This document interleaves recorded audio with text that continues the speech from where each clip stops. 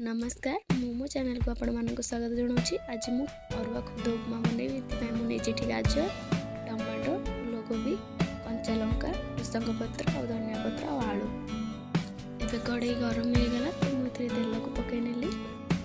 एबे मुझे सुखिला लंका जीरा और सोरिष को ये पकई एबे मुझे गोटे तेजपत्र पकई नौची आ किछि भृषंग पत्र कंचा लंका मुझे पकई नेली। आम आंब कषि अदा को पकई नेबा।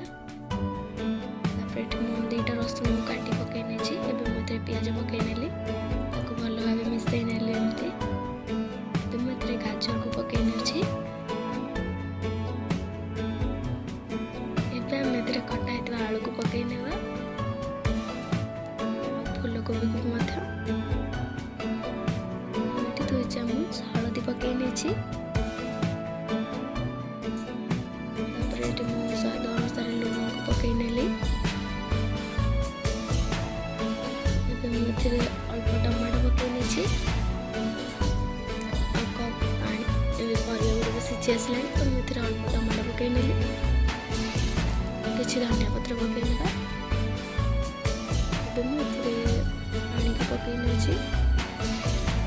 देखंतु पानी फुटी आसलानी तो मुझे खुद को पकई नेछि।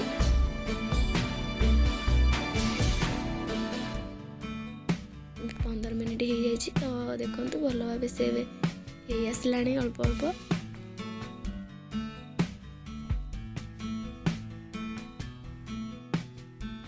देखते खुद उपमा बनीगला तो मुझे प्लेट को काढ़ी नौची।